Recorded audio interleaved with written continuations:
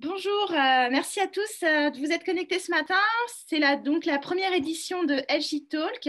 Comme vous le savez sans doute, l'agence se mobilise depuis maintenant 20 ans sur différents sujets de santé publique comme la prématurité, l'accès aux soins, le droit des patients ou encore l'autisme. C'est pourquoi nous avons décidé de lancer LG Talk, qui est donc un rendez-vous trimestriel à destination des médias, des influenceurs, pour débattre avec des acteurs de santé, professionnels, associations de patients sur des grands sujets de société. Donc aujourd'hui, dans le contexte pandémique, effectivement, la vaccination est au cœur de toutes les préoccupations. C'est pourquoi nous avons choisi de mettre ce sujet à l'honneur, mais sous un autre angle qui mérite aussi toute votre attention, celui des vaccins du quotidien. Voilà, donc je vais laisser maintenant la parole à mon ami Gérald Kerzek, qui nous fait l'honneur d'animer les échanges ce matin, et vous verrez, ils seront très riches. Petit point pratique avant de lancer les échanges. Comme d'habitude, vous avez le module de chat qui est donc sur le côté et avec lequel vous pourrez poser vos questions tout au long de l'événement. Et surtout, voilà, on pourra y répondre à la fin de la table ronde. Voilà, je vous souhaite une bonne conférence et puis encore merci d'être là. Merci pour ce LG Talk. Allez, je peux enlever le masque, hein. Je suis quasiment tout seul. Il y a du plexiglas, c'est aéré, donc les mesures barrières sont respectées. Mais voilà, bienvenue à tous. Je vais faire l'anime docteur. L'animateur, je suis médecin et animateur et journaliste. Je suis le médecin du groupe TF1 et directeur médical de Doctissimo. Merci LG Talk de me donner la parole pour animer cette table ronde. Et puis, je suis, j'allais dire surtout et avant tout médecin hospitalier et vaccinateur en ce moment, parce que je passe quasiment mes journées à vacciner contre la Covid-19. On va en parler parce qu'on n'a jamais autant parlé des vaccins. Et le paradoxe, c'est qu'on ne parle que de mono-vaccination, on ne parle que de Covid-19 et on laisse un peu de côté tous les autres vaccins, ces vaccins du quotidien. Et c'était une excellente idée de parler de ce thème-là, les vaccins du quotidien au quotidien, parce qu'il y a peut-être une opportunité avec le Covid-19 pour repasser un message de santé publique autour des autres vaccins. En tout cas, la vaccination anti-Covid-19 ne doit pas faire oublier les autres vaccins. Alors, plusieurs intervenants pour cette table ronde qui, on débattra, on fera émerger vos questions. N'hésitez pas à poser vos questions sur le chat, bien sûr, et puis tous les intervenants seront à votre disposition pour y répondre. 2 intervenants médicaux et 3 associations de patients. Les intervenants médicaux de qualité, Chantal Arrey-Risson Semgen, qui est présidente de la Société de pneumologie de langue française, qui est avec nous, qui est pneumologue au CHU de Bordeaux, le professeur Jean-Louis Queuc, qui connaît bien et qu'on connaît bien aussi via le site qu'il administre mesvaccins.net, et qui est aussi au CHU de Bordeaux. Voilà, on voit qu'il fait un petit coucou devant la montagne. On a le docteur Pascal Mélin. Alors, il est docteur, mais il représente SOS Hépatite. Donc, il représente les patients. Donc, il est un peu à cheval entre les deux, mais il nous en parlera. Clotilde Génon, qu'on voit sur notre écran aussi, bonjour, qui est responsable du pôle mobilisation des patients et des patientes de Rénalou, donc une association de défense et porte-parole des malades du rein, insuffisants rénaux, greffés rénaux, et on en parlera notamment des patients qui sont greffés et qui sont fragilisés par cette crise. Et Samir Baroualia, qui est directeur de Dessine-moi un mouton. Dessine-moi un mouton, qui est une association plutôt tournée vers la précarité, prise en charge des femmes malades chroniques, historiquement dans le VIH, mais qui maintenant a un rôle extrêmement important pour tous les publics précaires, femmes, enfants, patients chroniques aussi. Il nous en parlera parce qu'il y a un constat qui est alarmant, mais aussi des solutions qui sont porteuses d'espoir. Donc, on en parlera tous ensemble. Alors, je voudrais juste commencer par donner quelques éléments de contexte et notamment de quoi on parle, parce qu'on parle de vaccins au quotidien qui sont des vaccins qui sont parfois un peu délaissés. Vous allez voir que ça a été particulièrement vrai pendant le premier confinement et je voudrais juste partager quelques slides avec vous autour de ces vaccins du quotidien et en particulier de ces vaccins qui ont été délaissés, vous allez voir, chez les plus jeunes, mais pas que. Et les plus jeunes, finalement, ont été rattrapés, mais c'est les plus âgés qui posent problème. Donc, ces vaccins du quotidien. Alors, est-ce que vous avez mon partage d'écran? Tac. Allez, c'est parti sur ces vaccins du quotidien avec une vaccination alors, obligatoire depuis peu de temps finalement, hein, puisque les obligations vaccinales pour les enfants qui ont été élargies avec les 11 vaccins obligatoires, ça date, rappelez-vous, hein, c'était 2018, juste avant la pandémie de fin 2019 et 2020. Et cette obligation vaccinale, elle a été suivie d'une amélioration extrêmement nette de la couverture vaccinale des nourrissons en 2019, en particulier contre l'hépatite B, avec aussi une réduction significative de l'incidence des infections à méningocoques, hein, des méningococcémies et des méningites C chez le jeune nourrisson. Donc, non seulement la couverture vaccinale a bien fonctionné, obligation en 2018, ça fonctionne en 2019, les nourrissons sont très bien couverts et en plus, on voit déjà un impact sur les maladies contre lesquelles ils sont censés être protégés et en particulier la méningite C chez les jeunes nourrissons. Donc, très clairement, il y a eu une évolution bénéfique extrêmement rapide à partir de cette obligation vaccinale de 2018. Sauf que cette évolution bénéfique, elle a été, j'allais dire, stoppée net, interrompue par la Covid-19, avec de nombreux parents qui ont particulièrement annulé les rendez-vous de vaccination. Les pédiatres s'en étaient émus pendant le premier confinement, avec des baisses drastiques de consultations médicales. Alors, ce calendrier vaccinal, je crois qu'il faut l'avoir en tête et on vous l'a remis ici, hein, qui est le calendrier qui évolue chaque année, qui est proposé là pour 2021, qui est le calendrier simplifié des vaccinations, avec les vaccinations obligatoires en haut à gauche, en bleu pour les nourrissons, avec les différents rappels, 2 mois, 4 mois et à 11 mois, et puis des rappels un peu plus tardifs à 12 mois, 16 et 18 mois. Ça, c'est pour les nourrissons, donc c'est plutôt géré par les pédiatres ou les médecins généralistes, voire les médecins de PMI ou scolaires. Mais tout ce qui est en dehors du cadre bleu, il ne faut pas l'oublier parce que tout au long de la vie, on a des rappels vaccinaux à faire. Et quand on pose la question vaccination, êtes-vous à jour? Et quand moi je la pose aux urgences, très souvent, j'ai un grand point d'interrogation puisque les gens ne savent pas, n'ont plus de carnet de santé. On en parlera tout à l'heure avec Jean-Louis Queuc et la possibilité de carnet de vaccination électronique. Mais globalement, les vaccinations sont assez à jour et assez suivies chez les enfants, mais que plus on s'éloigne de la période de l'enfance ou de l'adolescence, plus ça devient compliqué, ne serait-ce que d'avoir l'information de mise à jour ou pas. Alors, cette Covid-19, elle a un peu stoppé net avec un renoncement très clair aux soins, donc sur le thérapeutique, mais aussi sur les actes de prévention et au premier rang desquels les vaccinations. Et quand on regarde différentes enquêtes qui avaient été faites, il y a 40% de l'activité médicale qui a été impactée par le premier confinement. Alors, certes, il y a eu la téléconsultation et une nouvelle pratiques qui se sont mises en place, mais c'est vrai que vacciner en téléconsultation, c'est quand même compliqué. Donc, la téléconsultation n'a pas tout remplacé, évidemment. Et ce suivi vaccinal a touché toutes les tranches d'âge, hein, puisque quand on regarde les chiffres, les vaccins penta ou hexavalents des nourrissons, c'était moins 23% fin mars 2020. Donc, on est en plein cœur du premier confinement. Moins 50% pour le ROR, moins 50% pour le vaccin antitétanique chez les adolescents et les adultes. Et déjà qu'on a une couverture qui est quand même compliquée, on le verra avec une observance qui est difficile. Et la vaccination anti-HPV, moins 67% là aussi. Quand on fait une photographie fin mars 2020, il y a des chiffres qui sont relativement inquiétants. Un an après, l'activité médicale reste inférieure à 2020. Quand on regarde sur les premières semaines de 2021, il y a toujours une activité qui est un peu en deçà, qui a été rattrapée heureusement, qui s'est modifiée dans les pratiques. Je vous parlais de la téléconsultation, mais même en présentiel, il y a eu un rattrapage, mais on reste quand même en dessous avec une partie de la population qui a encore peur de consulter ces praticiens. Alors, est-ce que l'activité médicale a été rattrapée? Pas totalement, mais elle a été rattrapée. Est-ce que le retard pris pour ces actes de prévention et les vaccins a été rattrapé? Alors oui, il a été rattrapé très clairement chez les nourrissons. Quand on regarde le rattrapage du retard des actes de prévention, ça a été rattrapé efficacement chez les nourrissons, puisqu'en avril et juin, les autorités de santé se sont mobilisées. Notamment, il y a eu des recommandations assez claires de la Haute Autorité de Santé qui rappelaient l'importance de maintenir les activités médicales de routine et la vaccination.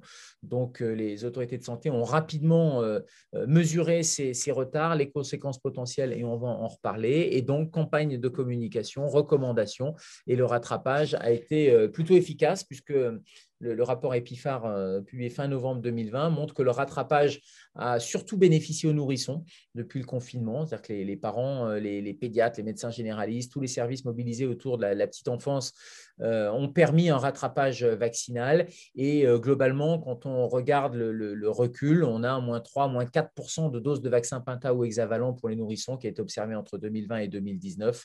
Donc globalement, on voit que sur l'année 2020, il y a eu un rattrapage. Retard au départ, mais finalement, tout le monde s'y est mis plutôt en fin d'année. Alors ça, c'est pour les nourrissons. En revanche, il y a un vrai désengagement ou un vrai recul qui persiste, et ce de manière inquiétante pour toutes les populations au-delà de 2 ans. C'est-à-dire qu'on parle des nourrissons, mais on peut parler des jeunes enfants, on peut parler des adolescents, avec un recul de 15% des doses administrées au-delà de l'âge de 2 ans. Donc ça, c'est quantifié, on peut mesurer les quantités de doses qui sont administrées. Et globalement, les vaccins comme la rougeole, la diphtérie, la coqueluche, etc., sont en net recul. Recul qui va s'additionner et qui va malheureusement se potentialiser négativement avec une couverture vaccinale préalable qui n'était déjà pas optimale. C'est-à-dire qu'on avait, quand on pose la question sur diphtérie, tétanos, polio, coqueluche, ce que je vous disais, ce qu'on fait en routine en médecine générale ou aux urgences, on a moins de 35% des adultes qui sont à jour de leur vaccination. Encore faut-il avoir l'information, le savoir. Et on voit qu'il y a des foyers épidémiques persistants de rougeole, notamment en 2018. Donc, on part déjà d'un état qui n'est pas bon, d'un état de base qui est compliqué en termes de couverture vaccinale. Et il est très probable que ce retard lié à la Covid-19 et qui continue et qui s'installe va rajouter de la difficulté et va rajouter un retard de mise à jour. Et alors, est-ce qu'il y a une prise de conscience? On s'aperçoit parallèlement qu'il y a une faible prise de conscience des patients et des populations les plus vulnérables. En particulier, on en parlera avec la présidente de la Société de pneumologie de langue française, en ce qui concerne les malades respiratoires, les BPCO ou les asthmatiques, en ce qui concerne les immunodéprimés ou les transplantés, ou les plus de 65 ans. C'est-à-dire que globalement, les patients les plus à risque sont aussi ceux qui ont la plus faible prise de conscience de cette vulnérabilité et donc de l'importance capitale de se protéger, d'avoir ces actes préventifs. Et donc, on essaiera à l'issue de cette table ronde de voir quels sont les moyens extrêmement concrets de pouvoir essayer de rattraper ces gens en termes de communication, d'information pour pouvoir les rattraper vaccinalement. Alors, sur ce calendrier, vous voyez que le premier encadré en rouge montre que les vaccinations, elles sont tout au long de la vie. C'est-à-dire que ce n'est pas uniquement les premières années, ce sont des vaccinations qui sont à renouveler tout au long de la vie avec des rappels qui doivent être faits 6 ans, 11 ans, 13 ans, 25 ans, puis tous les 20 ans. Puis après 65 ans, on revient à une périodicité de tous les 10 ans. Ça aussi, c'est peu connu. C'est-à-dire qu'entre 25 et 65, les gens disent « je ne sais plus, c'est tous les 10 ans, tous les 20 ans ». Non, le tétanos, polio, c'est tous les 20 ans. Mais après 65 ans, parce qu'il y a un phénomène d'immunosénescence, de vieillissement du système immunitaire qu'on a du mal à stimuler, eh bien, on revient à une périodicité de rappel tous les 10 ans. Au-delà de ces vaccinations qui sont à poursuivre toute la vie, il y a aussi des rattrapages qui sont possibles, voire nécessaires, quand on n'a pas eu la vaccination méningocoque C ou ROR, rougeole, oreillon, rubéole, pendant l'enfance. Eh bien, il y a un rattrapage qui est possible et qui est souhaitable après la période de l'enfance. Et puis, après, plus on avance dans les âges de la vie, plus il y a des vaccinations qui sont spécifiques. Et je pense au Zona, qui n'est pas du tout une vaccination recommandée dans les premiers âges de la vie. En revanche, chez les seniors, c'est recommandé. Pareil pour les patients vulnérables et pareil pour la vaccination antigrippale. Voilà, on va revenir sur la table ronde et je voudrais avoir un peu l'avis avant de passer à la première partie de la discussion qui sera quel est le constat dans les populations à risque et le cri d'alerte, j'allais dire quasiment des associations de patients. Je voudrais avoir les deux réactions des professionnels que sont Jean-Louis Queuc, qui est responsable de la plateforme vaccin.net, et puis après de Chantal Ray-Hérisson pour les maladies respiratoires et la Société de pneumologie de langue française. Et je voudrais passer la parole à Jean-Louis Queuc, justement. Qu'est-ce que ça vous évoque, ces chiffres qu'on vient de voir, et comment vous pouvez éventuellement les mesurer à partir de votre plateforme? Oui, mais ce que ça m'évoque, c'est qu'effectivement, il y a un véritable risque d'avoir une résurgence de certaines maladies. Et donc, il faut y prêter attention. Ce n'est pas d'ailleurs pour rien que le message des autorités de santé pour la semaine de la vaccination en France, c'est justement le rattraper ces vaccinations en retard, parce que on risque de voir apparaître des épidémies de rougeole ou des cas de méningite, ou voire même aussi des cas de coqueluche. En fait, toutes ces maladies dont vous avez montré qu'effectivement, pour lesquels la couverture vaccinale est en baisse. Donc nous, on le voit pas particulièrement sur le site, mais on a beaucoup de questions de personnes qui effectivement se demandent qu'est-ce qui se passe, comment faire. Est-ce que certains se demandent aussi s'il faut vacciner parce qu'il y a la Covid. Alors la réponse est claire. Effectivement, il faut absolument se faire vacciner contre les autres maladies. D'une certaine manière, la vaccination contre la Covid a mis, je dirais, la vaccination en avant. Hein. On a montré qu'effectivement, c'est un outil extrêmement efficace, ce que certains avaient oublié un temps. Et donc là, ça nous rappelle ça. Et ça, c'est une bonne chose. Mais en même temps, il ne faudrait pas non plus éclipser pour autant les autres vaccinations. Et donc là, c'est là que c'est important de faire ces mises à jour, ces rattrapages. Et le site Mes Vaccins est d'ailleurs fait pour ça. Hein. Il est fait pour ça parce qu'il intègre un système d'aide à la décision qui permet de s'y retrouver et qui permet aussi de prendre conscience de nos besoins vaccinaux. Parce que certes, il y a les questions qu'on se pose, mais il y a aussi les questions qu'on ne se pose pas. Parce que tout simplement, on ne savait pas qu'il fallait être vacciné contre telle ou telle maladie. Vous avez à un moment donné parlé de prise de conscience. Bon, mais ça, je pense que c'est particulièrement le cas pour certaines personnes fragiles qui ignorent qu'elles doivent être protégées contre certaines affections. Et donc, c'est l'occasion de le rappeler. Et simplement, en quelques clics, vous pouvez indiquer que vous êtes diabétique, que vous avez telle affection et que donc, en fonction de vos caractéristiques individuelles, vous devriez être protégé contre telle ou telle maladie pour telle raison. Et la vaccination, ce n'est pas la même chose pour tout le monde. On a des vaccinations universelles, celles que vous nous avez montrées sur le calendrier, mais vous avez aussi des vaccinations qui s'adressent de manière spécifique à certaines personnes. Merci Jean-Louis. Chantal, Jean-Louis Ceuc vient de parler de la coqueluche ou d'autres maladies respiratoires. C'est quelque chose qui vous inquiète. Alors, chez les patients les plus fragiles, insuffisants respiratoires, BPCO ou asthmatiques, mais de manière générale, en population générale aussi? Oui, tout à fait. Bonjour à tous et à toutes. En population générale, oui, on voit, nous, dans notre activité de pneumologue, des patients qui ont des séquelles parce qu'ils ont eu la coqueluche, la rougeole, sont des maladies qui existent encore et qui, à l'âge d'un jeune adulte, vont développer des séquelles respiratoires comme les dilatations des bronches par ailleurs. Ensuite, pour les patients qui sont diagnostiqués et qui ont des maladies respiratoires, bon, ils sont nombreux, mais si on prend les maladies les plus fréquentes comme la BPCO, déjà avant la Covid, on n'est pas très bon. La couverture vaccinale chez les patients BPCO, elle est d'environ 53% pour la vaccination antigrippale. Alors effectivement, plus on a une maladie sévère et plus on est vacciné, 65%, mais une moyenne de 53%, il y a déjà une marge de progression. Pour la vaccination antipneumococcique, c'est encore moins bon. La couverture vaccinale chez les patients BPCO est de l'ordre de 45%, 33% pour les patients BPCO au stade léger et 58% pour les patients qui sont à un stade plus sévère. Et chez les asthmatiques, les chiffres sont encore moins bons pour la vaccination contre le pneumocoque. 24% de couverture vaccinale chez les asthmatiques, 19% chez les asthmatiques légers, 42% chez les asthmatiques sévères.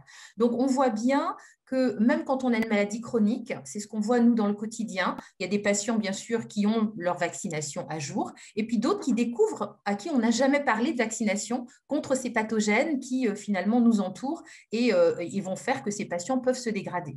Donc il y a un vrai besoin de recentrer sur la mise à jour des vaccinations du quotidien et d'expliquer sans relâche en termes d'éducation pour la santé, probablement avant d'être malade, mais ça peut-être qu'on l'abordera aussi dans le cadre de la table ronde, puisque finalement on parle de la vaccination universelle quand les patients ont un problème de santé. Et la question, c'est est-ce qu'on ne devrait pas finalement en parler avant, avec tous les avantages que la vaccination a apporté dans notre pays, mais pas que, bien évidemment. Quel est le risque? On a vu qu'il y a un certain nombre de pathologies, je pense à la grippe ou d'autres pathologies aéroportées qui ont été cassées, limitées, dont la propagation a été limitée par les gestes barrières. On parle de plus en plus de déconfinement, de relâchement de ces gestes barrières.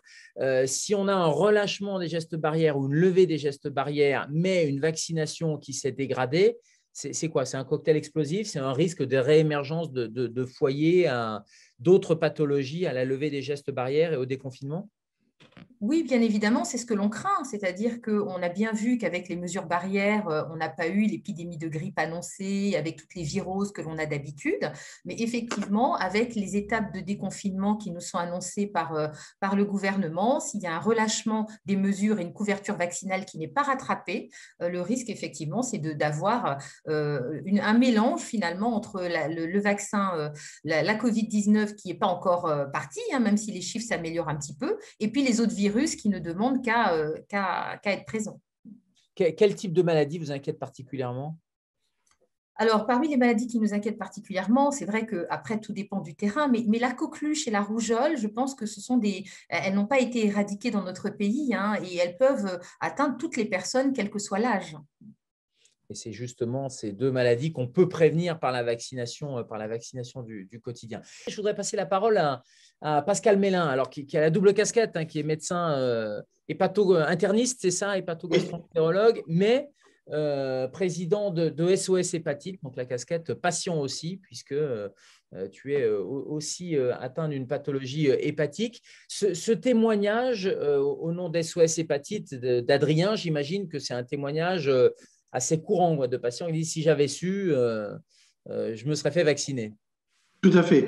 C'est un témoignage qu'on entend tout le temps à SOS Hépatite. Et cette vision, je pense que ce qu'on vit en ce moment depuis plus d'un an, ça va modifier notre regard sur les infections virales. Quand on discute avec des sociologues qui sont un peu intéressés au virus, beaucoup de gens ont cette représentation, le virus, on en guérit en transmettant. Je suis gamin, j'ai une varicelle, ma varicelle à moi, elle est finie quand je l'ai transmise à mon frère ou à mon cousin. J'ai un rhume. Pour plein de patients, le virus, c'est le rhume, quoi. Hein, ces affections virales. Eh bien, j'en guéris en le transmettant. Et puis, dans les années 80, on s'aperçoit qu'arrive le VIH, on peut transmettre et garder son virus. Et puis, on découvre d'autres virus du même type, l'hépatite B, l'hépatite C, qu'on peut garder.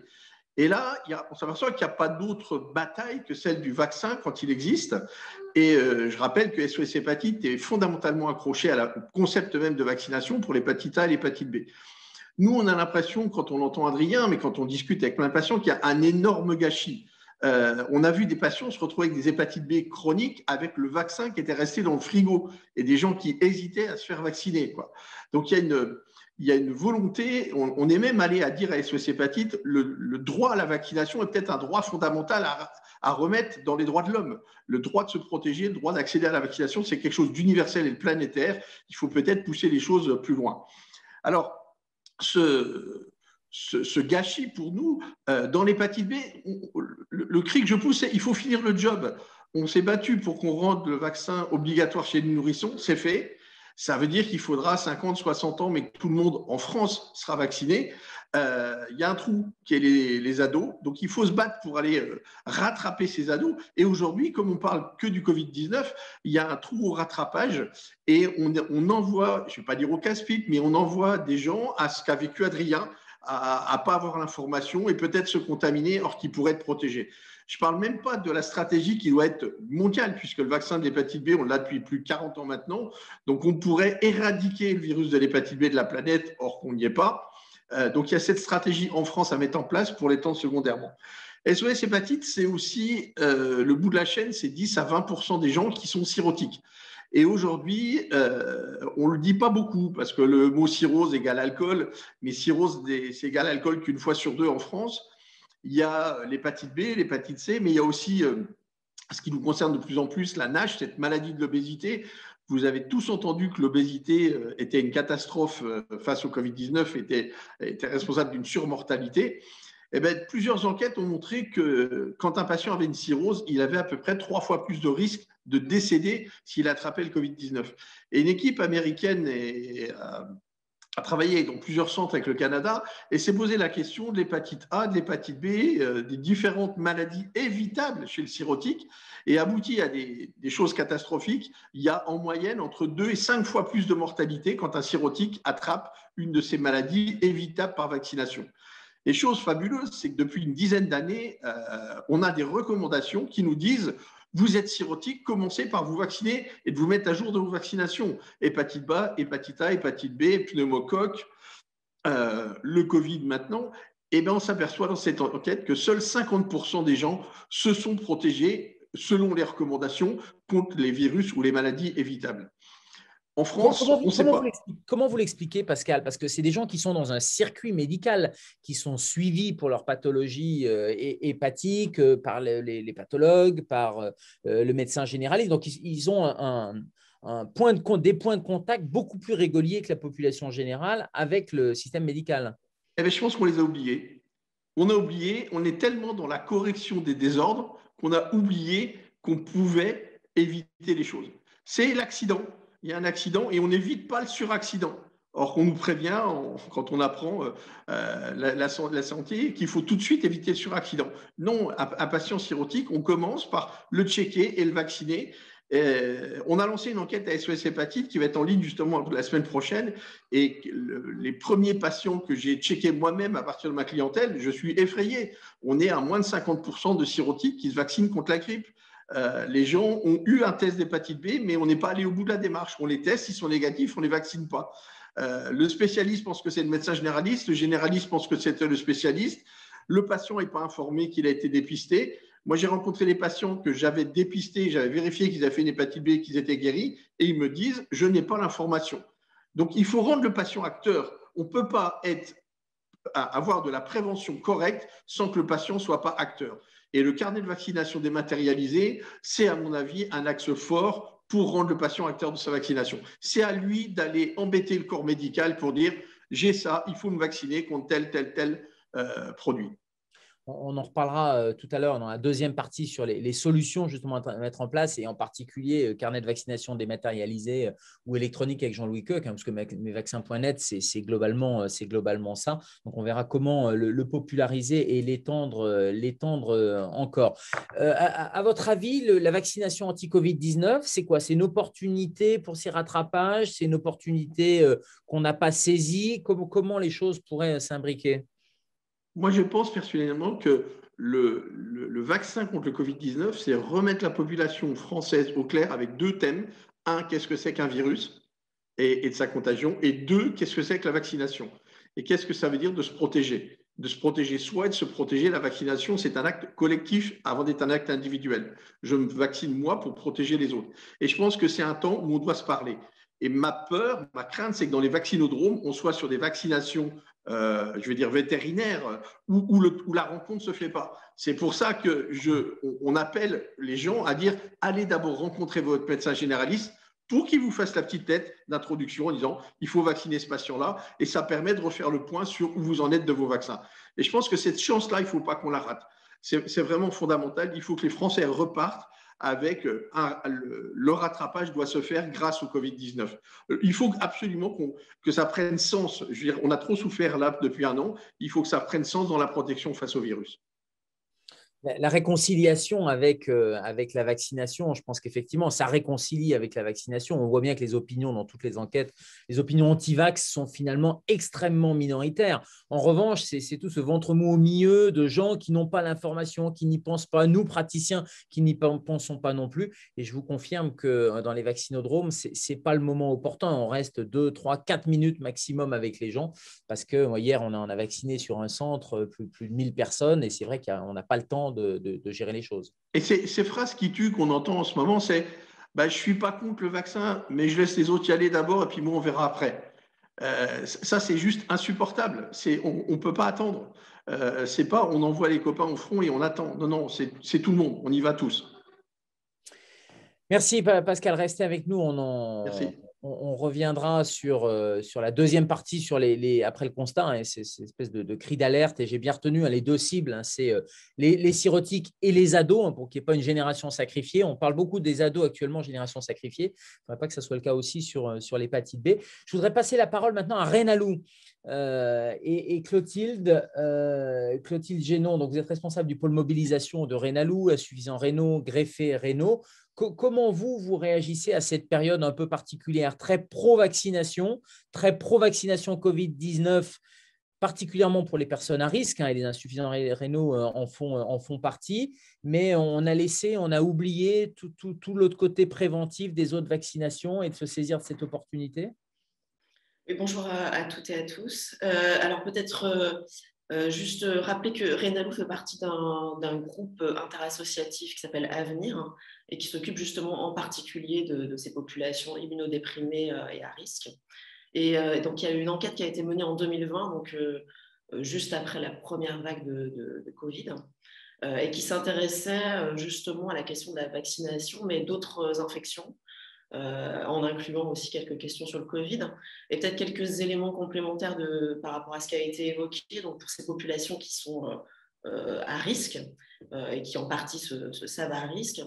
C'est que du coup, la vaccination contre la grippe et les taux de vaccination pour ces populations à risque ont connu, a priori, en tout cas, une amélioration entre 2016 et 2020, mais restent loin d'être optimales, puisque 75% des répondants de l'enquête déclarent cette vue recommandée, mais 63% d'entre elles seulement déclarent s'être fait vacciner.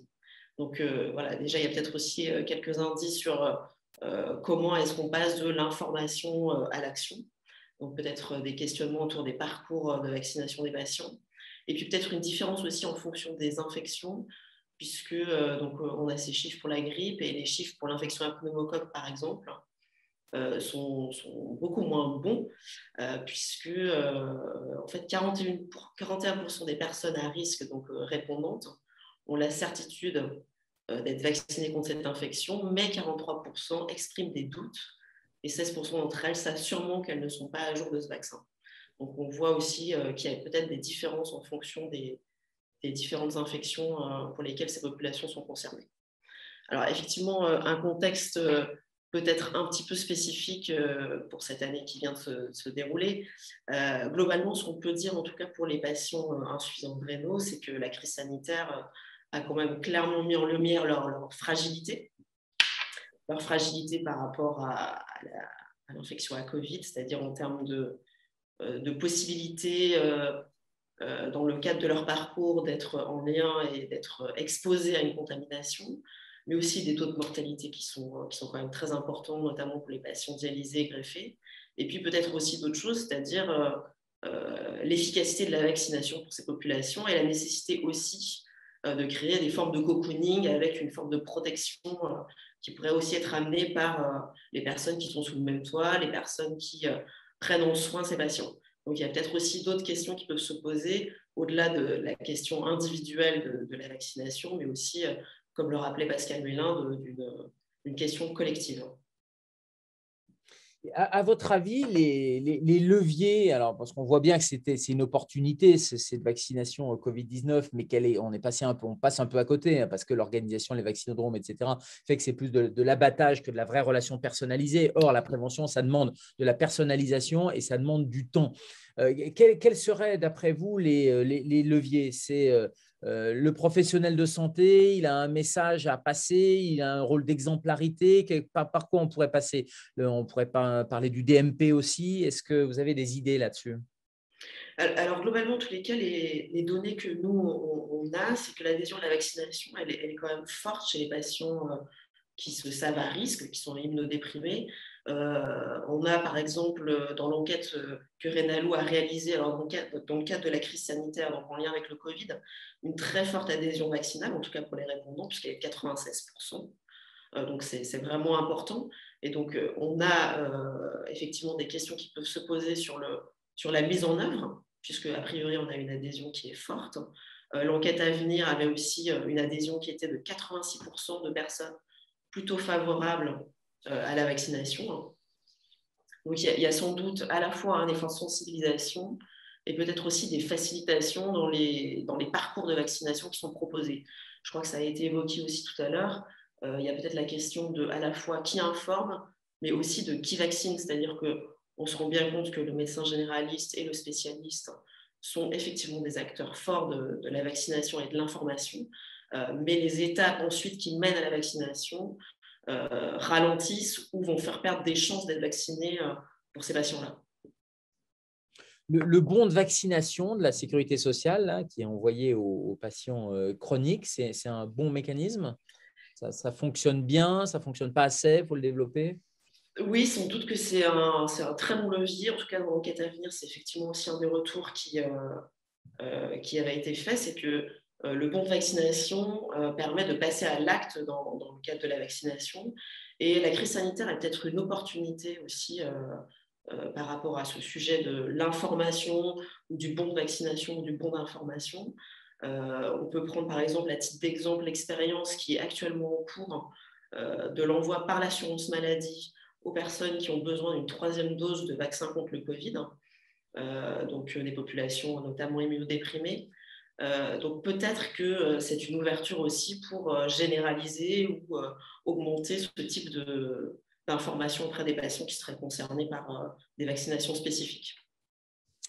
Mais merci Clotilde, vous restez avec nous évidemment et puis on va reparler de ces solutions concrètes. Je voudrais passer la parole à Samir Baroualia parce qu'on parle beaucoup d'information, mais quand on parle d'information, il y a l'émetteur de l'information, mais il y a le récepteur de l'information. Ça, c'est des principes de base de communication et que parfois, c'est difficile, notamment avec des publics en précarité ou avec une barrière linguistique et ce sont justement les gens dont vous vous occupez au sein de l'association Décile-moi un mouton. Qu'est-ce que ça vous évoque, là, cette crise Covid? Est-ce qu'on a tous le même niveau d'information, justement, sur le territoire? Bonjour à toutes et à tous.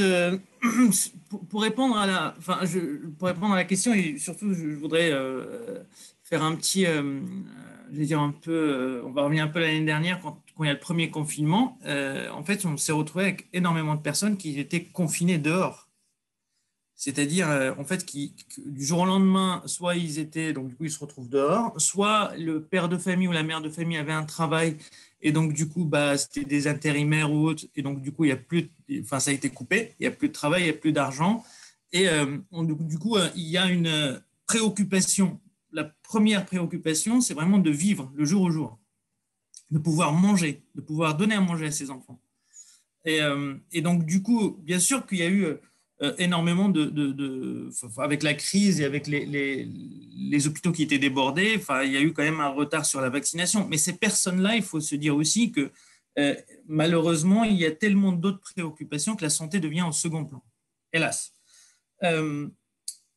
J'ai par exemple, nous on rencontre énormément de personnes, des familles monoparentales, ou avec des enfants aussi qui sont atteints de maladies chroniques. Et j'ai par exemple l'exemple d'un enfant atteint d'une ostéogenèse imparfaite. Et donc du coup, c'est ce qu'on appelle la maladie des os de verre. Et donc du coup, c'est des fractures assez régulières.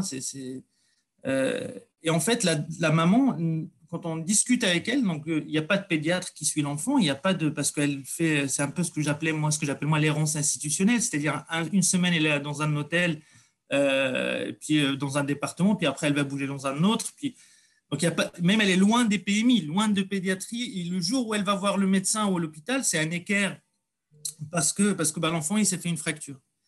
Et quand on parle des vaccinations, elle plaisantait. Elle dit, mais vous pensez que c'est le moment là de parler de vaccination?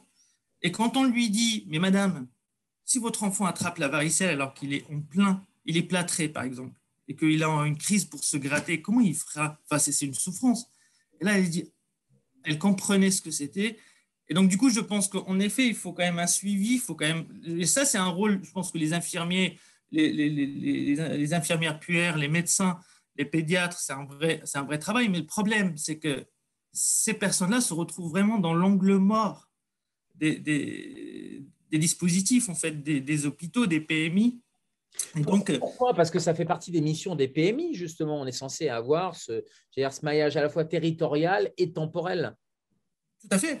Et je pense que les PMI font un excellent boulot. Le problème, où est-ce qu'il est, c'est qu'en fait, les PMI sont ancrés, pour la plupart, sont ancrés dans des territoires, sauf que c'est les familles qui bougent. Et donc, pas de scolarité, ça veut dire que si vous avez votre enfant toutes les semaines, il doit changer d'arrondissement, voire de ville, voire de département. Et en fait, il ne pourra pas être scolarisé. La PMI qui le suit, c'est laquelle?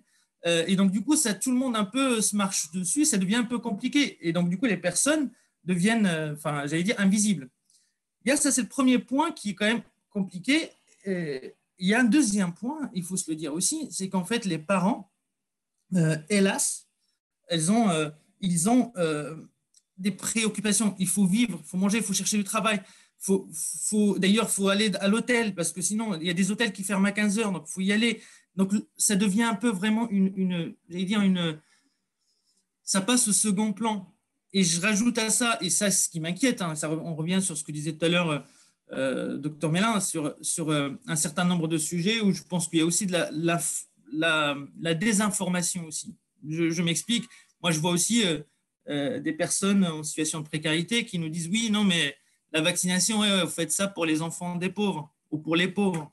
Les riches ne se vaccinent pas. » Et donc, il faudra quand même ramener ça et expliquer. Et donc, c'est beaucoup d'énergie. Je vous rassure, il y a des solutions qu'on essaie de mettre en place. Mais c'est vrai que je pense qu'il est important qu'on développe le aller vers ces personnes-là, parce qu'on les loupe. Parce que quand une famille va aux urgences, ce n'est pas le boulot de l'urgentiste, en fait, que de faire. Donc, du coup, il y a quand même, il y a une maladie ou autre, et donc, du coup, il va orienter. Et quand il va orienter, en fait, la personne ne va pas forcément aller voir un médecin. Quand j'entends des gens qui luttent, qui combattent l'AME, par exemple, ils disent « Oh non, l'AME, c'est… » En fait, l'AME, c'est justement un dispositif qui fait que, justement, pour nous tous, pour les personnes, en tout cas, qui n'ont pas de papier, qui puissent un peu se faire vacciner, avoir un suivi, et justement, pour réduire un peu tout risque, en tout cas, d'infection, d'atteinte de maladie. Et aujourd'hui, on se retrouve, donc, du coup, pour répondre à votre question, sur la question du Covid ou de la Covid, moi, ce qui m'inquiète, c'est que la précarité aujourd'hui, ça se traduit aussi avec l'obésité des enfants. On a beaucoup d'enfants obèses. Et donc, parce qu'ils mangent mal, ils mangent très, très mal. Et on leur donne parfois des tickets services, vous savez, et qui vont aller dans les kebabs, prendre et donc, du coup, c'est ça le paysage aujourd'hui. On a quand même énormément de personnes en situation de précarité qui, hélas, ne veulent pas, ne peuvent pas, de toute façon, ils n'ont pas le temps parce qu'ils le disent franchement, ils disent, si je dois aller voir professeur Kerzak, docteur Kerzak, ou aller à la préfecture, ou aller chercher un boulot, je vais aller chercher le boulot. Oui, la santé, encore une fois, passe au rang, est reléguée au rang numéro 2, numéro 3, après les autres besoins vitaux. Et le seul moment où il voit le médecin, c'est quand c'est une urgence, parce que cette dame-là, quand son enfant se fracture, ou quand elle apprend que voilà, il y a quelque chose, ou elle va accoucher, par exemple. Vous savez qu'il y a des séropositivités, notamment sur le VIH, parce qu'on accompagne qui l'apprennent au moment où elles vont pour accoucher. C'est ça qui comment dire. Moi, je trouve que c'est une opportunité, en fait. C'est peut-être que je vais choquer ce que je vais dire, mais la Covid, c'est une opportunité pour pouvoir parler de ce sujet-là, je pense. Oui, et en même temps, ça a généré beaucoup de précarité. Et comme vous le dites, quand la priorité, c'est de trouver un boulot, de l'argent, nourrir, la santé passe au deuxième plan. Parce qu'il n'y a quand même des solutions. Vous faites une espèce de constat un peu alarmant et on voit bien que le maillage qui est mis en place de PMI, de médecins traitants, n'est pas toujours adapté. C'est là où le rôle des associations est extrêmement important. On reviendra aussi sur les fake news et comment lutter, parce qu'on voit bien que le niveau d'information, il est complètement différent. Juste un mot sur le carnet de santé, parce que chez les enfants, on est censé avoir, et toutes les familles ont le carnet de santé. Toutes les familles ou toutes les familles riches, entre guillemets? Non, je dirais plutôt sur les personnes qu'on rencontre, et heureusement, il y en a qui ont alors, il y en a qui ont les carnets de vaccination. Vous voyez, mais plus on avance vers les 1 an, 2 ans, 3 ans, plus il disparaît. Parce que, en fait, par exemple, une dame qui sort de la maternité, en fait, elle aura le carnet de vaccination ou autre. Mais après, le carnet de santé, je veux dire, et après, en fait, 1 an, 2 ans, parce que tellement elle a bougé la famille, tellement elle a déménagé, emménagé, on le perd. Et puis, il n'y a pas eu ce pédiatre qui suit. Par exemple, la personne qui va lui dire « Oh, madame, ça, c'est pas bien », ou le médecin généraliste, tout simplement. Faudra faire ceci. Et donc, du coup, on se retrouve à 1 an, 2 ans. Parfois, quand on pose la question « Mais votre enfant, il a eu… » « Oui, mais je sais qu'ils l'ont piqué, mais je ne sais plus ce que c'était. » Donc, et c'est là où malheureusement, je pense que moi, je suis mes vaccins, comme je suis ça de très, très près, parce que je pense qu'il va falloir… Aujourd'hui, toutes les familles, par exemple, ils ont un smartphone. quasiment ça. Je pense que voilà, avec et je pense qu'il faut trouver quelque chose à ce niveau-là avec les carnets de santé et il faut dématérialiser. Après, il y a un deuxième point aussi, et là, comment dire ça, qui me pose moi problème, c'est enfin, comment dire ça. En fait, on a fait beaucoup de choses sur les 1000 premiers jours. Je ne sais pas si vous avez suivi le rapport d'Adrien Taquet. Et je regrette, en fait, même s'il y a quand même un paragraphe là-dessus, mais en fait, nous, par exemple, à Décile-moi Mouton, on s'est dit, bon, on va axer sur les 1000 premiers jours de l'enfant. Et les 1000 premiers jours de l'enfant, et ben, en fait, il faudra mettre le paquet sur la vaccination, sur le suivi, sur l'accompagnement, bien sûr, surtout en lien avec les parents. Enfin, on ne fait rien sans les parents. Mais l'idée, c'est vraiment d'objectiver. On bosse avec Papoto, qui c'est une plateforme très intéressante et qui accompagne des familles. Et donc, du coup, on essaye de faire un peu beaucoup d'informations. Mais là, encore une fois, moi, je pense qu'il faut, et je remercie LJ sur cette, et de m'avoir invité. Je pense que c'est un vrai signe, en fait, en tout cas, pour être là, parce que je trouve que dans le paysage, si on regarde les médias, je suis d'accord avec Clotilde, je pense qu'il faudra quand même, enfin, je pense qu'on est les grands absents, que ce soit sur la précarité, que ce soit sur la maladie chronique ou autre. Et les deux, c'est un cocktail vraiment, j'allais dire, explosif. Et je m'inquiète, moi, pour la suite, pour répondre à la question que vous avez posée tout à l'heure à Dr. Aélison, c'est qu'on a beaucoup de personnes qu'aujourd'hui, en effet, dans les centres d'hébergement, vous savez, quand on a hébergé, ils sont 4-5 dans des chambres ou autres, et que là, avec la trêve hivernale qui va se terminer, là, on sort, on est en train de déconfiner à tout va. Moi, je m'inquiète. En fait, voilà, je vous le dis comme ça, comme je le pense, parce que c'est la question qui arrive aussi chez les adultes aussi. Hein. Il y a des adultes qui ne sont pas vaccinés, qui sont venus, qui ont eu un parcours migratoire et qui ne sont pas vaccinés, par exemple. Et ça, c'est vraiment très, très compliqué d'aller atteindre. Et là, c'est un rattrapage, quasiment, on part de zéro avec ces publics-là. Bon, on va arriver aux solutions dans la deuxième partie de cette discussion. Alors, on a commencé à évoquer des pistes. Hein. Alors, je vais passer la parole rapidement à Jean-Louis Keuck pour mesvaccins.net parce qu'on voit bien que c'est probablement une solution. Le carnet de santé, on le perd, il n'est pas à jour, alors qu'actuellement, avec les moyens électroniques, on a probablement là une solution et on va rappeler, et Jean-Louis, vous nous rappellerez que mesvaccins.net, ce n'est pas une initiative d'État, hein, ça reste une initiative associative ou privée. Donc, deuxième partie sur les solutions, comment on mobilise le système de soins, comment on mobilise la population, mais on voit bien que c'est les populations, parce qu'il y a la population générale et puis il y a les populations en précarité de santé ou précarité économique. Et on voit bien que là, on a affaire à des publics qui sont complètement différents. Jean-Louis, mesvaccins.net, est-ce que vous pouvez nous rappeler justement ce qu'est mesvaccins.net et quelles solutions ça peut apporter, comment il faudrait le développer? Je crois qu'il y a des slides. C'est effectivement une solution qui a été développée il y a presque 12 ans maintenant, lors de la dernière pandémie, en 2009, pandémie de grippe H1N1. À ce moment-là, j'étais membre du comité technique des vaccinations et c'est vrai que j'étais frappé par le décalage qui existe entre, d'une part, les recommandations des autorités de santé et d'autre part, leur application effective en vraie vie. Et là, on voyait qu'il y avait un problème. Et je dirais, meilleures étaient les recommandations, finalement, moins bien était leur application. Parce qu'effectivement, cette complexité, le fait que les recommandations vaccinales évoluent très rapidement, était un frein à l'application sur le terrain. Et donc, on a mis en place cette application, certes dans un contexte primé, mais avec un contexte d'éthique, je dirais, de gouvernance très strict, puisqu'on s'est imposé depuis le début de développer cette démarche de manière indépendante des laboratoires. Donc, le projet n'a pas du tout été financé par l'industrie du vaccin.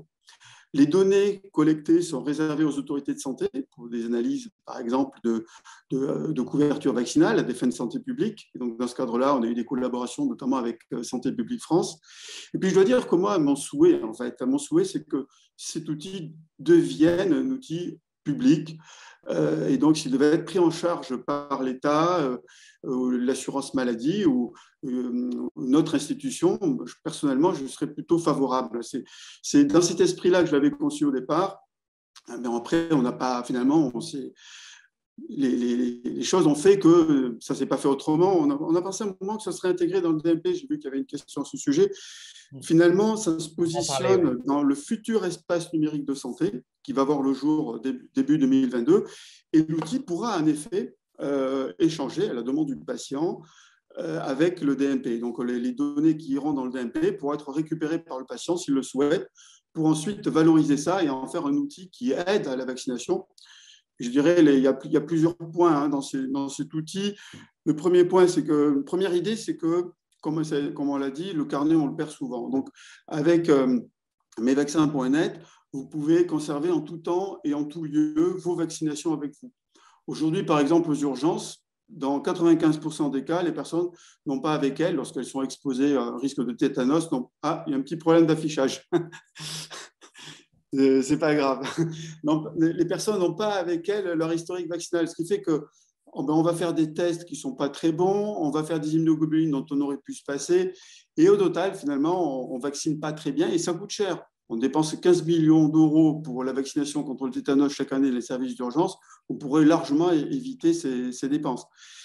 L'autre problème, à côté de cette mise à disposition de l'historique vaccinal, pour pouvoir prendre les bonnes décisions, eh bien, ce sont ces recommandations dont je parlais tout à l'heure, qui sont complexes, qui évoluent. Alors ça, vous avez montré une slide là, avec la personne qui demandait à son médecin. Aujourd'hui, ça c'est le grand flou. Vous demandez l'avis à un médecin, on va vous dire quelque chose, et puis après, peut-être qu'un autre professionnel vous dira autre chose, parce qu'effectivement, c'est très compliqué, parce que ça évolue tout le temps. Et donc, l'idée, là, c'est de mettre à jour cette application en temps réel, grâce à un groupe d'experts qui dispose d'un outil qui permet de traduire en règle les recommandations. Donc, c'est entièrement contrôlé, c'est-à-dire que chaque fois qu'une personne est dans une situation particulière, on a parlé de cirrhose, ça peut être une personne transplantée, ça peut être donc une personne diabétique, et à chaque fois, on va apporter un message personnalisé. C'est-à-dire que l'idée, c'est de transformer la complexité en simplicité. C'est l'arme dont se servent les anti-vaccinaux. Ils vont dire la vaccination, c'est pas bien, point à la ligne. C'est un message très simple, mais qui porte. Mais la réalité n'est pas simple. On ne peut pas simplifier à l'extrême les messages. La technique qu'on a trouvée pour simplifier sans déformer, c'est la personnalisation. C'est-à-dire que quand on s'adresse à une personne, on lui donne l'information qui la concerne dans son contexte à elle, en fonction de son âge, de son sexe, de ses conditions de vie ou de travail, des maladies qu'elle peut avoir, de son entourage. On a vu tout à l'heure avec Renalou qu'effectivement, il faut penser aussi à vacciner l'entourage des personnes immunodéprimées. Mais tous ces éléments-là, on les prend en compte dans le carnet. C'est ce qu'on montre un peu là aussi sur ces copies d'écran. Ici, vous avez une vue de l'application mobile. Eh bien, on va dire, en fonction de ces caractéristiques, vous devez être protégé contre telle maladie pour telle raison. L'idée, c'est surtout pas de dire faites ceci, faites cela, mais c'est d'expliquer, de donner les sources. On s'appuie sur les recommandations des autorités de santé, qui sont très bien documentés, qui sont très bien argumentés, mais qui ne sont pas assez connus. L'idée, avoir une recommandation, c'est bien, faire en sorte qu'elle soit appliquée, c'est mieux. Et ça passe par de l'information, et de l'information personnalisée. Le dernier point, c'est la coordination, le parcours de santé, le parcours concernant la vaccination. On en a aussi parlé tout à l'heure. On ne sait pas qui vaccine entre le spécialiste, le médecin généraliste. Eh bien, l'idée, c'est de faire confiance au patient, de lui donner un outil qui est à lui. C'est un outil centré sur la personne et qui va servir de courroie de transmission entre les différents professionnels qui vont participer au parcours vaccinal. C'est-à-dire d'abord le médecin traitant, mais aussi le médecin spécialiste qui suit la personne ou le médecin du centre de vaccination. Et de cette manière-là, chacun a le même niveau d'information, chacun accède aux conseils vaccinaux, la personne elle-même, bien entendu, mais aussi le professionnel. Le professionnel aussi a besoin d'être informé. C'est très compliqué, le médecin ne peut pas être spécialisé en tout. Et donc là aussi, l'idée, c'est que le médecin, le pharmacien, l'infirmière, la sage-femme va disposer d'une aide à la décision et va disposer d'informations cohérentes avec celles qu'on propose à la personne elle-même. Et c'est de cette manière-là, je pense qu'on peut arriver à améliorer les choses, pas d'un coup de baguette magique, bien entendu. Tout ça, ça prend du temps, il y a une certaine acculturation. Je pense qu'on peut y arriver. Je pense qu'on y arriverait mieux, effectivement, si l'application Mes Vaccins devenait une application, je dirais, de santé publique, gérée par l'État. Nous, on est tout à fait prêts à faire en sorte que cette application soit mise à disposition et aux couleurs d'une institution de Santé publique France ou de l'assurance maladie. Santé publique France utilise déjà les outils Mes Vaccins sur Vaccination Info-Service, par exemple. Vous pouvez y accéder pour avoir des recommandations sans même créer de carnet. Puis si vous voulez aller un cran au-dessus, effectivement, le carnet va en plus prendre en compte votre historique vaccinal, mais de manière très précise. C'est-à-dire pas simplement le nombre de doses, mais le type de vaccin, les intervalles entre les doses. Vous avez une infection, vous avez été infecté par la Covid, vous avez reçu une dose de vaccin, bien on va vous expliquer que ça suffit pour être protégé. Si vous n'avez pas encore été vacciné, on vous dira bien il faut attendre 6 mois après l'infection pour être vacciné. Toutes ces petites subtilités qui s'accumulent et qui font que finalement c'est très difficile de les appréhender dans le temps d'une consultation, on essaye de les mettre à disposition au sein de l'application Mes Vaccins. Merci Jean-Louis et bravo. Et juste pour rebondir sur la question, l'avènement de l'ENS, donc l'espace numérique de santé en 2022, permettra-t-elle de favoriser ce rattrapage vaccinal, notamment par des messages de rappel dans le DMP ou de messagerie sécurisée? Donc la réponse, elle est oui, c'est ça, ça sera J'espère que oui, mais alors ce ne sera pas dans le DMP, puisque à un moment donné, il était question de faire du DMP un véritable logiciel côté patient et un gestionnaire de flux pour les professionnels. Mais on s'est rendu compte que ce n'était pas réaliste. Et donc, l'idée de l'espace numérique de santé, qui est une excellente idée, c'est d'avoir un magasin d'applications du gouvernement. Vous voyez, quand vous avez votre smartphone, vous avez des applications de base qui sont là des applications régaliennes, la messagerie de sécurité de santé, le DMP qui sert d'entrepôt de données. Et puis, vous avez d'autres applications qui vont permettre de rendre des services. Mais c'est là que se trouve le carnet de vaccination. Mais le carnet de vaccination va communiquer avec le DMP. Donc, le carnet de vaccination, c'est lui qui sera chargé d'envoyer, je n'ai pas parlé de ça tout à l'heure, d'envoyer les dates de rappel. Et ça, on sait que ça marche. Très souvent, la personne n'est pas vaccinée tout simplement parce qu'elle n'était pas au courant. Le simple fait d'envoyer un rappel, à condition de l'envoyer à bon escient, et ça, ce n'est pas simple. Ce n'est pas simple parce qu'il faut savoir bien calculer le statut vaccinal. Mais là, effectivement, on va avoir un levier très efficace pour améliorer la vaccination. Donc, la réponse est oui, mais pas exactement directement à partir du DMP, mais grâce à des outils coordonnés avec le DMP. Mesvaccins.net sera la partie vaccin de l'ENS, c'est ça? De l'espace. Alors, je ne peux pas l'affirmer de manière aussi claire. Ce que je peux dire, c'est que l'application a été présélectionnée pour figurer dans l'espace numérique de santé. Donc, il y a une trentaine d'applications qui ont été présélectionnées. Et du coup, ça nous permet de travailler sur les mécaniques d'interopérabilité, de communication avec le DMP. Donc, c'est une sorte de préparation. Mais après, il faut que l'application soit approuvée pour rejoindre définitivement l'espace numérique de santé. Donc, ce n'est pas encore le cas, mais on est sur la bonne voie puisqu'on est la seule application de carnet de vaccination qui a été, à ce stade, présélectionnée. Super, merci Jean-Louis. Alors, approuvé, est-ce que c'est approuvé par les patients et notamment Samir? Est-ce que vous disiez que vos populations en état de précarité avaient des smartphones? Ça vous paraît être une bonne solution, mesvaccins.net? On pourrait imaginer des traductions dans des langues étrangères aussi. C'est quoi pour aller plus loin? Non, je pense que, si vous regardez par exemple aujourd'hui sur le paysage, j'allais dire, de l'exclusion et de l'action sociale, on fait tout ce qui est domiciliation dématérialisée, vous voyez, parce que les gens perdent tout le temps leur carte d'identité ou leur titre de séjour ou parfois leur CMU, leur carte vitale ou autre, et donc du coup parfois on n'a même pas le numéro. Et donc je pense qu'il faudra dématérialiser parce qu'il y a énormément, et puis il y a pas mal d'opérateurs téléphoniques aujourd'hui et puis même associatifs, Emmaüs Connect travaille sur un sujet très intéressant sur la fracture numérique. Donc je pense que ça va dans le bon sens. Parce qu'il y a des familles, vous savez, par exemple, si on va dans les CADA, dans les structures d'hébergement, les personnes n'appellent plus sur un numéro normal, c'est plutôt WhatsApp, et ils appellent directement sur WhatsApp. Donc, il y a une connexion Internet a priori, et donc, du coup, les personnes, moi, je pense que ça va dans le bon sens, mesvaccins.com, et voilà, c'est très intéressant. Merci. Alors, juste une petite remarque pour les langues. Effectivement, c'est très important en termes de littératie en santé. Il ne faut pas simplement envoyer des messages, il faut que ces messages soient compris.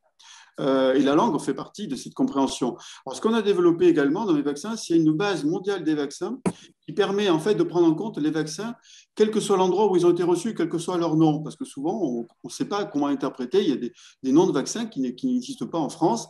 Et donc, l'idée, c'est que déjà, on va donc aider à comprendre ça. Et le multilangue, en fait, on a développé une nouvelle application qu'on va bientôt diffuser en France. Pour l'instant, on la déploie au Luxembourg parce que l'État du Luxembourg utilise notre solution pour l'ensemble de la population luxembourgeoise. Il y a 4 langues officielles au Luxembourg et à cette occasion, on a développé une nouvelle application multilangue et on espère pouvoir en faire bénéficier la France prochainement. Merci. Juste une petite remarque. Je vais juste dire attention. N'hésitez pas à poser des questions sur ceux qui nous regardent. Oui, Pascal Mélin, je voulais dire, attention, on a l'expérience à SOS Hépatite de la distorsion, dans le sens où on peut avoir un téléphone et on a quand même 10% de la population qui va être illettrée. Donc, tout ce qui passe par l'écriture systématique sur téléphone, attention, il faut qu'il y ait des images qui permettent de comprendre le texte, quoi. Et ça, c'est vraiment fondamental. Il ne faut pas qu'on oublie ces 10% de patients qui ne maîtrisent pas l'écriture. Comment on peut utiliser, Samir, ces nouvelles technologies de l'information pour lutter contre les fake news, justement, les idées un peu complotistes qui sont très ancrées quand même dans les populations précaires?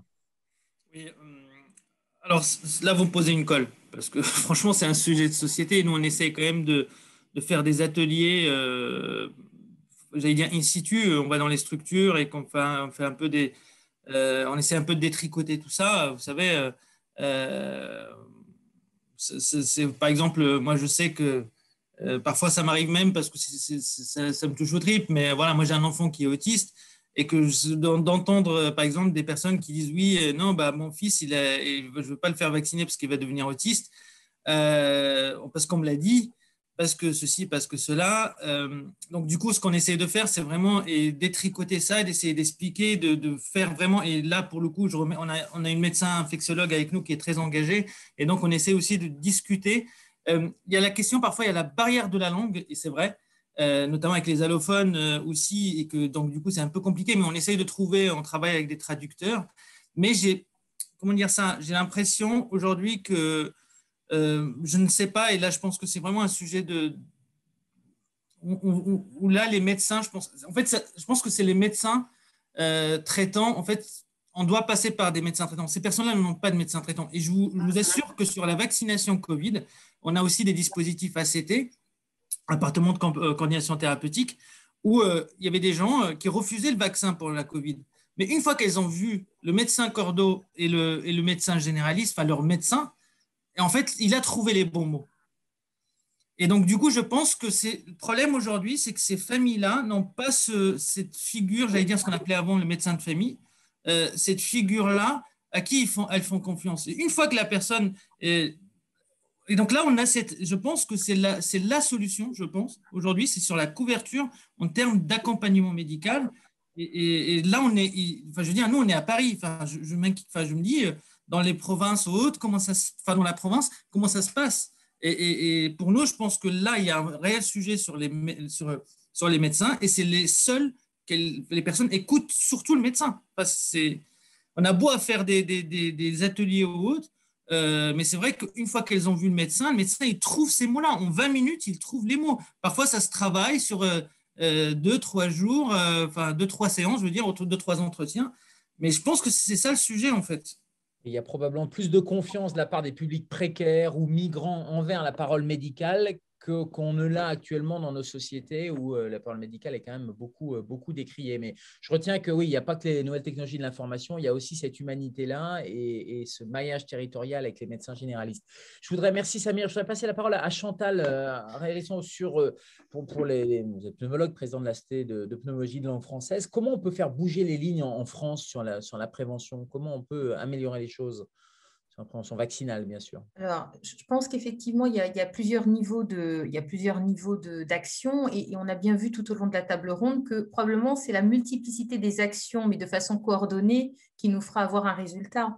C'est-à-dire à la fois, effectivement, en termes d'éducation pour la santé, pour le grand public, à la fois en prenant en compte tous les avis des différentes associations qui sont concernées et qui ont vraiment une connaissance très importante du terrain. Et également, je pense qu'il faut qu'on regarde, nous, au sein des professionnels de santé au sens large, pour qu'on fasse notre mea culpa et qu'on puisse avoir aussi un discours. Donc, si on ne sait pas, on s'abstient. Mais c'est vrai que je retiens ce qui a été dit là et ce que je vois aussi souvent en consultation. Il n'y a rien de pire qu'un patient indécis qui n'est pas forcément contre la vaccination parce que c'est une minorité, mais qui va entendre des avis très différents. Et là, les patients vont être complètement perdus. Et donc, je pense qu'il faut vraiment qu'on puisse revenir peut-être à ce devoir de réserve. Quand on ne sait pas, on s'abstient. Mais puis, il faut former tous les professionnels de santé pour qu'on soit tous d'accord sur le minimum à dire pour favoriser la vaccination par le plus grand nombre. C'est la grande leçon aussi en termes de communication médicale de la crise Covid-19. Quand on ne sait pas, on s'abstient et c'est un peu compliqué. Je pense que le crédit qu'on a donné dans la parole médicale et qui était déjà en perte de vitesse, j'ai un peu peur que malheureusement la situation s'aggrave un peu. Et sur les fake news, Chantal? Alors, je suis désolée, peut-être juste une réaction par rapport à ce sujet-là, pour peut-être enfoncer le clou, mais sur le sujet de l'exemplarité aussi des professionnels de santé, peut-être juste un chiffre de l'enquête à venir justement. 72% des répondants de l'enquête seraient incités à se faire vacciner si leur médecin l'était lui-même. Donc c'est aussi un chiffre qui parle de lui-même. Bien sûr, vous abordez un point très important. Je pense qu'il y a celui de l'exemplarité et celui de la coordination aussi entre les professionnels de santé, puisque finalement, on voit bien que les patients, même quand ils ont reçu le bon envoyé par la Caisse primaire d'assurance maladie, quand ils le reçoivent, après, la question, c'est comment on fait? Qui fait quoi? Est-ce que c'est le médecin traitant qui s'en occupe ou c'est le spécialiste si on est suivi par un spécialiste? Et où est l'information pour le professionnel de santé qui va rencontrer le patient, qui aimerait bien l'aider, qui aimerait bien faire avancer les choses, mais s'il n'a pas l'historique, il ne peut pas être acteur. Voilà, donc il va se contenter de donner une information, mais qui n'ira pas dans l'efficacité pour le patient, pour in fine qu'il soit vacciné et que l'entourage soit vacciné. Donc je pense que la coordination des soins, elle est vraiment très importante. La question du DMP. En 2004, Philippe Douste-Blazy, ministre de la Santé, qui lance le DMP. On est en 2021.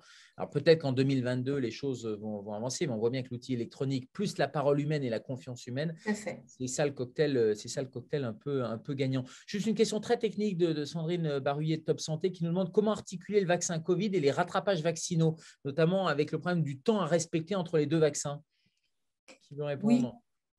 Globalement, il n'y a pas de… Alors, on pourrait, sur le plan théorique, vacciner en même temps, mais on ne le fait pas pour des questions un peu de pharmacovigilance. Donc, on va dire que la recommandation de bonne pratique, c'est plutôt d'attendre 15 jours après la deuxième vaccination contre la Covid pour pouvoir faire les rattrapages et envisager les rattrapages. Il n'y a pas de recommandation très claire, mais effectivement, non. Les patients, moi j'ai eu quelques patients qui m'ont posé cette question. Oui, bien sûr. J'ai fait un vaccin et est-ce que je peux faire le vaccin Covid-19 Merci Chantal. Clotilde pour Rénalou, est-ce que dans vos recommandations, on rejoint le rôle du médecin traitant, le partage de l'information, le rôle de la Sécu? C'est ça, je crois que un de vos combats, c'est de dire que les patients en affection de longue durée devraient être invités à se faire vacciner encore plus qu'ils ne le sont. Ils le sont pour la vaccination antigrippale, mais finalement, ça reste sur quelques vaccinations très spécifiques, c'est ça? Oui, c'est ce que j'évoquais tout à l'heure avec l'idée de peut-être de démultiplier cet outil du bon de vaccination, ou en tout cas du bon d'information, puisqu'actuellement, le bon de vaccination n'est appliqué que pour le sujet de la grippe. Peut-être aussi de démultiplier justement les opportunités de vaccination.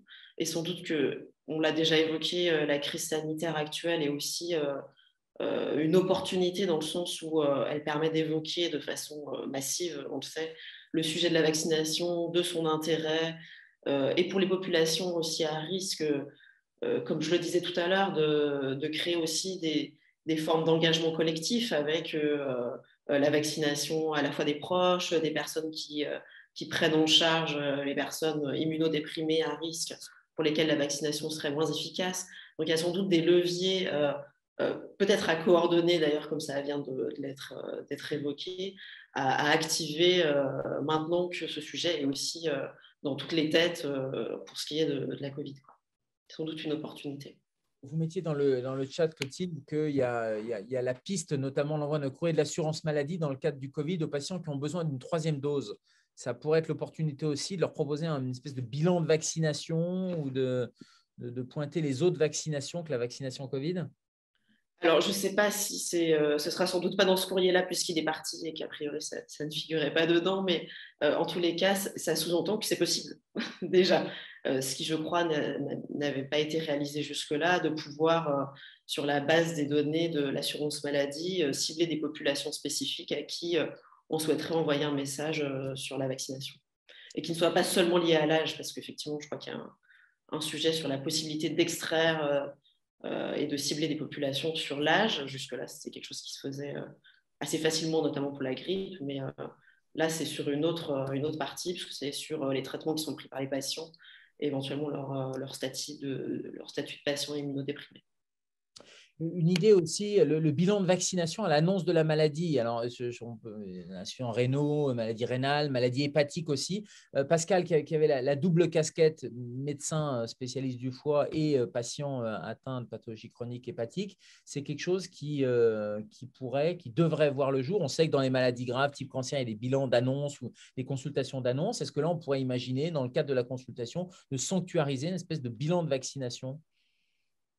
Alors, oui, tout à fait. Je pense qu'il faut peut-être imaginer des nouvelles types de consultations, des consultations de vaccination. Je vais prendre deux exemples que moi j'ai découverts au Canada, qui sont des véritables boulots de préventologues. Dans les associations face à des produits précaires, il y a des éducs qui, à un moment, sont des préventologues et qui viennent faire le point et on retrouve la réduction des risques sur le tabac, l'alcool, les drogues, les injections, etc. et les vaccins. Les vaccins viennent naturellement dans la prévention au même titre que tu n'échangeras pas tes seringues pour ne pas attraper une maladie. Et je trouve que l'éducateur préventologue, moi j'étais ébahi du boulot qu'il faisait au Canada. C'est peut-être quelque chose à inventer pour les produits précaires.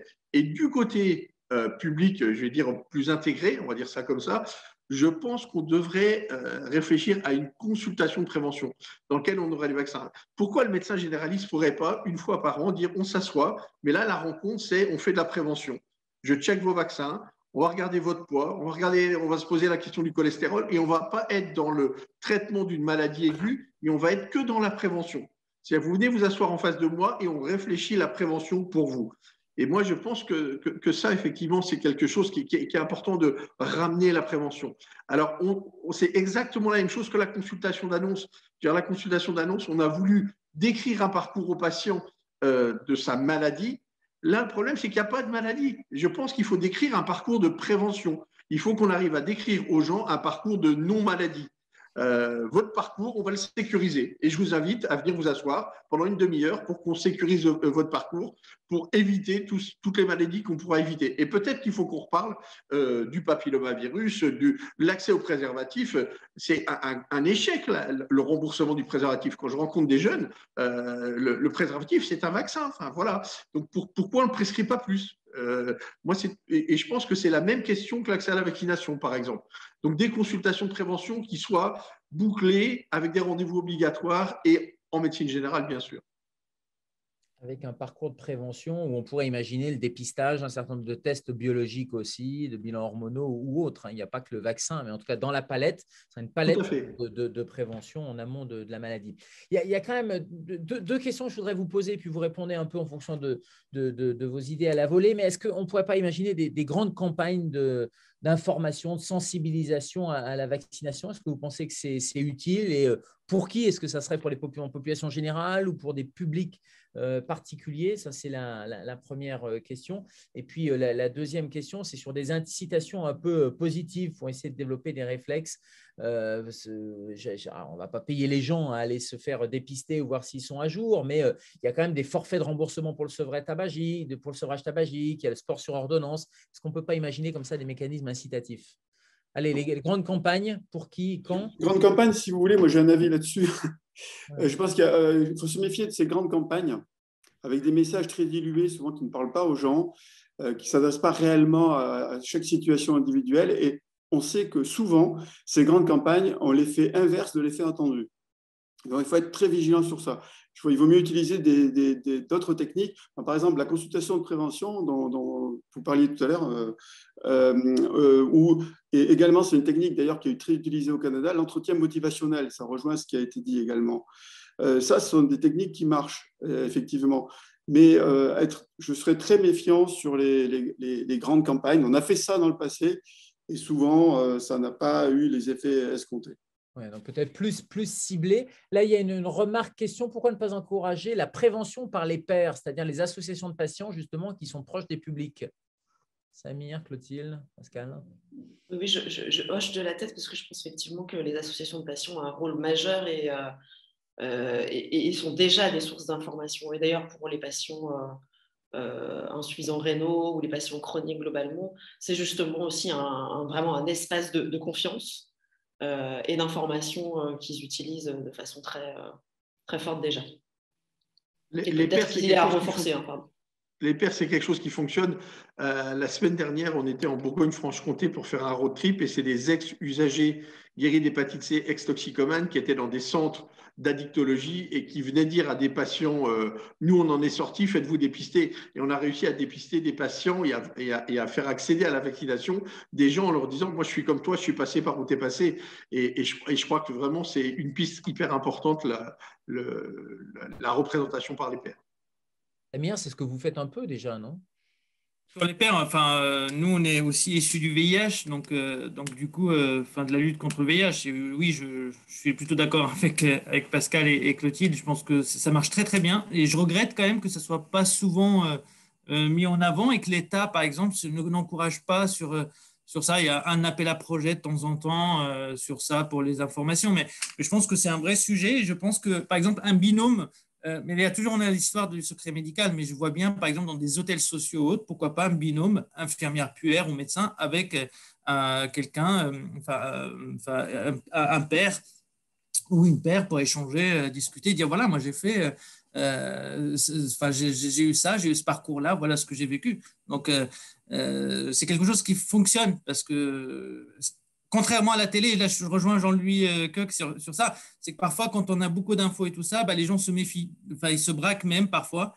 Et c'est ça voilà, moi je pense qu'il faudra bouffer du terrain, il faut être sur le terrain, je pense qu'il faut, et ça, il n'y a pas mieux que les associations des personnes malades qui connaissent très très bien le maillage territorial.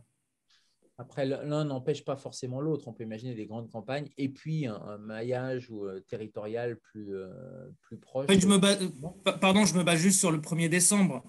Qu'à chaque fois, moi, c'est une grosse. Ça m'énerve un peu parce que du coup. Ouais, voilà. C'est que le ministre de la Santé, il se déplace, il va voir un truc, puis après. Il reste 364 jours à voir et les personnes, voilà, et donc du coup, c'est surtout ça. Maintenant, voilà, en effet, il faut faire les deux choses, mais je pense qu'il faut faire plus confiance aux associations de personnes malades. Et sur la deuxième question, sur les incitations positives, sur un forfait prévention, par exemple, mais ça rejoint un peu cette idée de consultation de prévention avec un préventologue ou cette consultation de vaccination, parce que se pose la question derrière de l'organisation et du financement, bien sûr. Mais on peut imaginer pour le médecin traitant un forfait, quoi.